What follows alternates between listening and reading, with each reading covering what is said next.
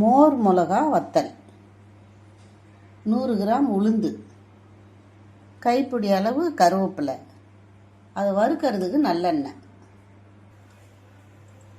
இப்போ அடுப்பில் கடாய் வச்சாச்சு. இப்போ நல்லெண்ணெய் ஊற்றுறேன்.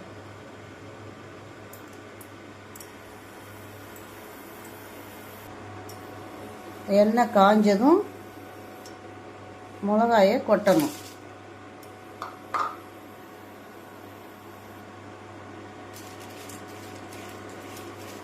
இந்த மிளகா ஒரு அளவு ப்ரௌன் கலர் வர அளவுக்கு இதை வறுத்து எடுக்கணும்.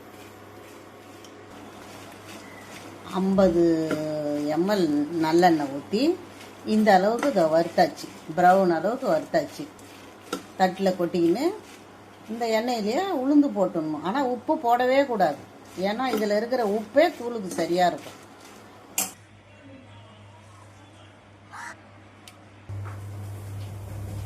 இப்போ அந்த கடாயில் எண்ணெய் இருக்கும், இந்த மிளகா வறுத்த எண்ணெய் மீதி இருக்கும். அதுலேயே நம்ம இந்த உளுத்தம்பருப்பை கொட்டிக்கணும். அதுவும் பொன்னிறமாக வர வரைக்கும் வறுத்து எடுக்கணும். இந்த உளுந்து முக்கால் வாசி வறுத்துச்சு. இப்போ இதில் இந்த கருவேப்பிலையை போடணும். கருவேப்பிலையை போட்டு தொழவணும்.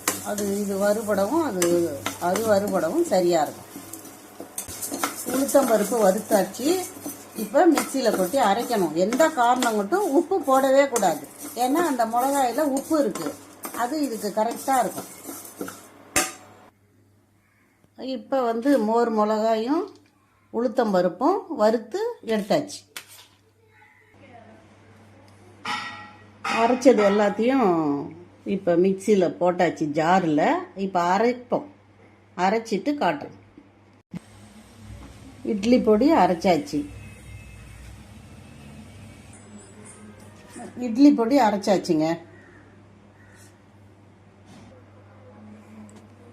இட்லி பொடி அரைச்சி நல்லெண்ணெய் ஊற்றி இட்லியோடு வச்சுருக்கேங்க. இது மாதிரி அரைச்சி சாப்பிட்டு பாருங்கள். நீங்கள் 4 இட்லி சாப்பிட்றவங்க 8 இட்லி சாப்பிடுவீங்க. டேஸ்ட்டாக இருக்கும். நல்லெண்ணெய் ஊற்றிக்கலாம், நெய் வேணாலும் ஊற்றிக்கலாம்.